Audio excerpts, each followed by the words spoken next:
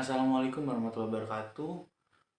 Yang terhormat Bapak Lutfi Hari Hermawan selaku dosen pengampu mata kuliah Manajemen Perbankan Syariah dan teman-teman yang senantiasa saya banggakan. Kami dari kelompok 4 akan membahas tentang manajemen permodalan bank syariah yang beranggotakan, yaitu yang pertama yaitu ada saya Muhammad Nanda Ferlia Fansyah, lalu yang kedua ada Febi Cahaya Lintang, lalu yang ketiga ada Mimbar Haikal Hasani. Baik, tanpa mengulur waktu, kita langsung aja masuki ke materi, yaitu yang pertama, definisi manajemen permodalan bank syariah. Bank adalah lembaga kepercayaan, oleh karena itu, manajemen bank harus menggunakan semua perangkat operasionalnya untuk mampu menjaga kepercayaan masyarakat itu. Salah satu perangkat yang sangat strategis dalam menopang kepercayaan itu adalah permodalan yang cukup memadai. Modal merupakan faktor yang penting bagi perkembangan dan kemajuan bank sekaligus menjaga kepercayaan masyarakat. Secara tradisional, modal didefinisikan sebagai suatu yang mewakili kepentingan pemilik dalam suatu perusahaan. Menurut Zainal Arifin, modal adalah suatu yang mewakili pemilik dalam perusahaan. Berdasarkan nilai buku modal didefinisikan sebagai kekayaan bersih atau net worth, yaitu selisih nilai buku aktiva dikurangi dengan nilai buku dari kewajiban liabilitas. Pada suatu bank, sumber perolehan modal bank dapat diperoleh dari para pendiri dan para pemegang saham. Sumber modal dari pemegang saham tersebut juga dapat berpengaruh pada posisinya di neraca. Di dalam neraca, sumber modal terlihat pada sisi pasif bank, yaitu rekening modal dan cadangan. Rekening modal berasal dari setoran para pemegang saham, sedangkan rekening cadangan adalah berasal dari bagian keuntungan yang tidak dibagikan kepada pemegang saham yang digunakan untuk keperluan tertentu. Lalu ada prinsip-prinsip dasar manajemen permodalan syariah, yaitu yang pertama, menyusun rencana keuangan secara menyeluruh. Lalu yang kedua, menentukan modal yang memadai. Lalu yang ketiga, mengesahkan pemenuhan modal dari internal tanpa merusak kepentingan pemiliknya atau pemegang saham. Lalu yang terakhir, mengusahakan kekurangan modal dari pihak luar. Lalu selain ada prinsip-prinsip dasar manajemen permodalan bank, ada juga bentuk-bentuk dasar modal bank, yaitu yang pertama, subordinated debt, yaitu hutang pada pihak lain yang pelunasannya hanya dapat dilakukan setelah terpenuhi kewajiban pembayaran pada pembiayaan lainnya, misalnya penitipan dana atau deposan. Lalu yang kedua ada preferred stock, yaitu sejumlah dana tertentu yang ditanamkan oleh pemilik saham yang kewajibannya untuk membayar dividen dalam jumlah tertentu hanya dilakukan setelah terpenuhi pembayaran atas pemilik dana atau deposan. Lalu yang terakhir ada common stock, yaitu modal dasar yang dimiliki oleh suatu bank yang biasanya terdiri dari dana saham, harga saham di atas pari, cadangan modal, dan laba ditahan. Lalu ada B, fungsi modal bank menurut Johnson dan Johnson.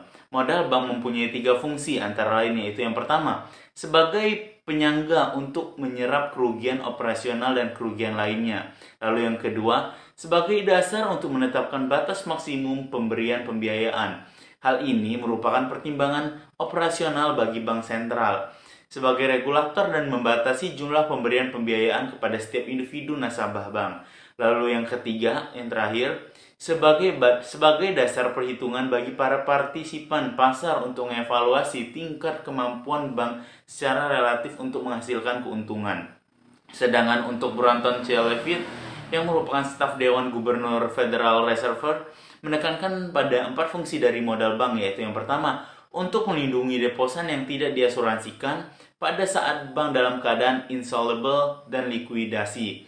Lalu yang kedua, untuk menyerap kerugian yang tidak diharapkan guna menjaga kepercayaan masyarakat bahwa bank dapat terus beroperasi. Lalu yang ketiga, untuk memperoleh sarana fisik kebutuhan dasar lainnya yang diperlukan untuk menawarkan pelayanan bank. Lalu yang terakhir, sebagai alat pelaksanaan peraturan pengadilan ekspansi aktiva yang tepat. Lalu yang C, sumber permodalan. Bank George H.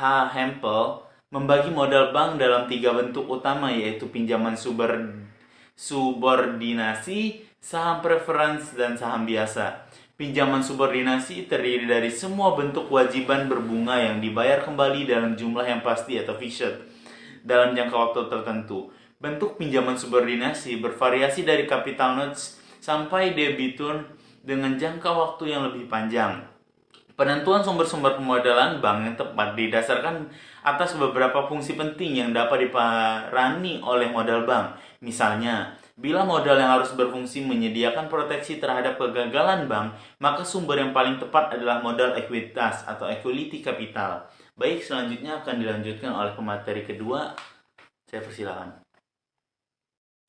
Baik, saya akan melanjutkan materi yang kedua, yaitu tentang sumber permodalan bank. Membagi modal bank dalam 3 bentuk utama, yaitu pinjaman subordinasi, saham preferred, dan saham biasa. Pinjaman subordinasi terdiri dari semua bentuk kewajiban berbunga yang dibayar kembali dalam jumlah yang pasti dalam jangka waktu tertentu. Bentuk pinjaman subordinasi bervariasi dari capital notes sampai debentary dengan jangka waktu yang lebih panjang. Penentuan sumber-sumber permodalan bank yang tepat adalah didasarkan atas beberapa fungsi penting yang dapat diperani oleh modal bank. Misalnya, bila modal harus berfungsi menyediakan proteksi terhadap kegagalan bank, maka sumber yang paling tepat adalah modal ekuitas. Sumber dana bank syariah. Yang pertama, modal inti, modal yang di-store oleh pemegang saham. Yang kedua, kuasai ekuitas, rekening investasi umum atau yang disebut mudharabah mutlak, rekening investasi khusus, rekening mudharabah. Yang ketiga, titipan atau simpanan tanpa imbalan. Itu bisa disebut wadiah. Yang keempat, dana pihak pertama, modal sendiri, modal di store, agio saham, cadangan, laba ditahan. Dan yang kelima itu dana pihak kedua, yaitu pinjaman. Bisa disebut dengan pinjaman antar bank, pinjaman dari bank sentral, dana pihak ketiga, giro, tabungan, deposito. Terima kasih. Selanjutnya, penerapan CHR (Capital Adequacy Ratio) atau kecukupan modal untuk perbankan Indonesia. Pengertian modal bank. Modal bank adalah dana yang digunakan bank untuk menjalankan operasinya dan menanggung risiko kerugian. Modal bank dibagi menjadi 2 kategori, yaitu modal inti. Modal inti merupakan modal yang paling penting bagi bank karena merupakan sumber dana yang paling permanen dan stabil. Modal inti terdiri dari modal store, agio saham, modal sumbangan, cadangan umum, cadangan tujuan, laba ditahan, laba tahun lalu, dan laba tahun berjalan. Lalu yang kedua, modal pelengkap, Tier 2 and 3. Modal pelengkap merupakan modal yang kurang permanen dan stabil dibandingkan modal inti. Modal pelengkap terdiri dari Tier 2. Cadangan revaluasi aktiva tetap, dana yang disisihkan dari revaluasi aktiva tetap bank. Cadangan penghapusan aktiva yang diklasifikasikan, yaitu dana yang disisihkan untuk menghapus aktiva yang bermasalah. Modal pinjaman subordinasi, yaitu dana pinjaman yang dapat dikonversi menjadi modal pada saat bank mengalami kesulitan keuangan. Investasi subordinasi jangka pendek, investasi yang dapat dikonversi menjadi modal pada saat bank mengalami kesulitan keuangan. Tier 3. Modal pelengkap Tier 3 hanya dapat diperhitungkan sebagai modal setinggi-tingginya 50% dari modal inti. Modal pelengkap Tier 3 harus memenuhi kriteria Bank Indonesia seperti berdasarkan prinsip mudharabah atau musyarakah. Tidak dijamin bank, jangka waktu minimal 2 tahun dan mendapat persetujuan Bank Indonesia. Ketentuan modal inti. Bank wajib memenuhi rasio kecukupan modal CHR minimum yang ditetapkan oleh Bank Indonesia. CHR dihitung dengan membagi modal inti dengan aktiva tertimbang menurut risiko ATMR. ATMR adalah nilai aktiva bank yang dikendalikan dengan bobot risiko. Bobot risiko ditentukan berdasarkan tingkat risiko aktiva. CHR minimum untuk bank umum adalah 8%. Bank syariah dapat mengikuti pengkategorian modal inti seperti bank umum karena tidak bertentangan prinsip syariah. Ketentuan modal pelengkap Tier 2. Modal pelengkap Tier 2 dapat diperhitungkan sebagai modal setinggi-tingginya 100% dari modal inti. Bank syariah tidak dapat mengkategorikan modal pinjaman dan pinjaman subordinasi sebagai modal karena bertentangan dengan prinsip syariah. Tier 3. Modal pelengkap Tier 3 hanya dapat diperhitungkan sebagai modal setinggi-tingginya 50% dari modal inti. Modal pelengkap Tier 3 harus memenuhi kriteria Bank Indonesia seperti berdasarkan prinsip mudharabah atau musyarakah, tidak dijamin bank, jangka waktu minimal 2 tahun dan mendapat persetujuan Bank Indonesia. Tujuan penerapan CHR yaitu untuk memastikan stabilitas bank. CHR memadai membantu bank untuk menanggung resiko kerugian dan menjaga kelancaran operasinya, melindungi nasabah. CHR memadai membantu memastikan bahwa bank memiliki dana yang cukup untuk membayar kewajiban kepada nasabah.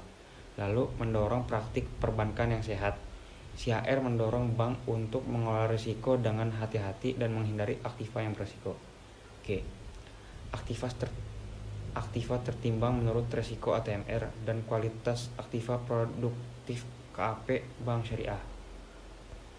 ATMR adalah metode untuk mengukur kemampuan modal bank dalam menanggung resiko atas aktiva yang dimilikinya. Semakin tinggi ATMR, semakin besar resiko yang ditanggung oleh bank. ATMR dihitung dengan mengalikan nilai nominal aktiva bank dengan bobot risiko yang ditempatkan untuk setiap jenis aktiva. Tujuan utama perhitungan ATMR adalah untuk memastikan kecukupan modal bank. Modal bank harus memadai untuk menutupi potensi kerugian yang mungkin timbul dari aktiva berisiko.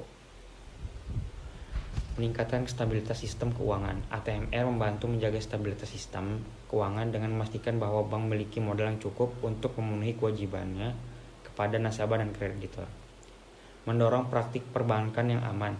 ATMR mendorong bank untuk mengelola risiko dengan hati-hati, menghindari aktiva yang terlalu berisiko. Klasifikasi aktiva dan bobot risiko. ATMR Bank Syariah diklasifikasikan berdasarkan sumber pendanaannya, yaitu yang pertama, aktiva yang didanai modal sendiri dan atau kewajiban wadiah atau qard. Bobot risiko 100%. Hal ini berarti bahwa aktiva ini dianggap memiliki risiko yang tinggi dan membutuhkan modal yang besar untuk menanggungnya. Lalu yang kedua, aktiva yang didanai rekening bagi hasil mudharabah. Bobot risiko 50%. Hal ini berarti bahwa aktiva ini dianggap memiliki risiko yang lebih rendah dibandingkan aktiva yang didanai modal sendiri atau kewajiban. Selain klasifikasi berdasarkan sumber pendanaan, ATMR juga